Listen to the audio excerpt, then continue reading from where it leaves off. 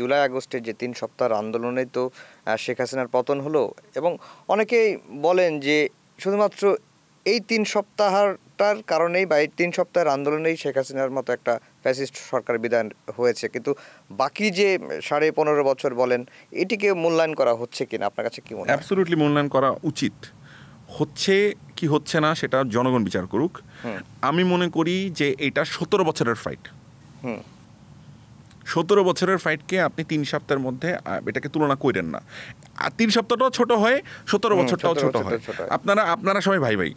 আমি যে জিনিসটা সবসময় বলি সেটা হচ্ছে জুলাই আমরা যারা একসাথে ছিলাম, মানে আমরা একই স্পিরিট ধারণ করছি, একই ভালো দেশের প্রতি একই মমত্ববোধ দেশাত্মবোধ ধারণ করছি ভেতরে, সেই মানুষগুলোর মধ্যে হয়তো রাজনৈতিক ভিন্নতা থাকতে পারে, মতদর্শতা থাকতে পারে, কিন্তু তাদেরকে আমি বলি তারা হচ্ছে আমার জুলাই তত ভাই। সো জুলাই তত ভাইদেরকে আমি আলাদা করতে চাই না। তাদের সাথে আমার কাজদা হবে সকাল বিকাল, সারাদিন আমরা মারামারি করবো, ফেসবুকে গালিগালাজ করবো, ওটা ফাইট করবে, কিন্তু কিছু বেসিক জায়গায় আমাদের এক থাকতে হবে। সেটা হচ্ছে আমরা আর কোনোদিনও বাংলাদেশে আর একটা স্বৈরাচারকে দাঁড়াইতে দিব না মাথা তুলে। Next whoever the person is, আমি যেই দলে সাপোর্ট করি না কেন, আরেকজন যেই দলে সাপোর্টটা করুক, সেটা এনসিপি হোক, সেটা বিএনপি হোক, সেটা জামাত হোক, সেটা হোয়াট এভার দ্য মানে দল ইজ, এটা কোনো বিষয় না। বিষয়টা হচ্ছে যে আমরা আরেকটা স্বৈরাচারকে যেন এই জায়গাটা আমরা একমত থাকি, আরেকটা স্বৈরাচার এবং গত স্বৈরাচার যে চলে গেল এবং গত গণহত্যাকারী যে চলে গেল তার বিচার আমরা নিশ্চিত না করতে পারলে তারা সবসময় আমরা দৌড়ের উপর রাখবো।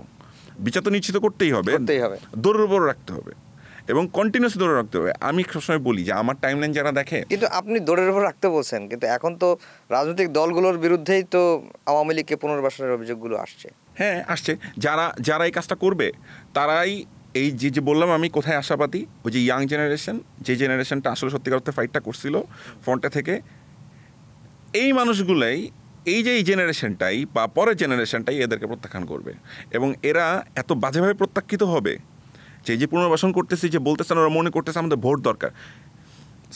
রিয়েলি তোমরা মনে করতেছো ওরা তোমাদেরকে ভোট দিবে?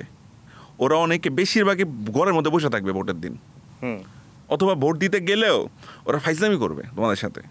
ও অর্ধেক এনে দিবে, অর্ধেক এনে দিবে, ও কোথায় দিবে ও জানে না, কারণ ও হলো মুনাফিক, ও অন্তরে এক মুখে আরেক।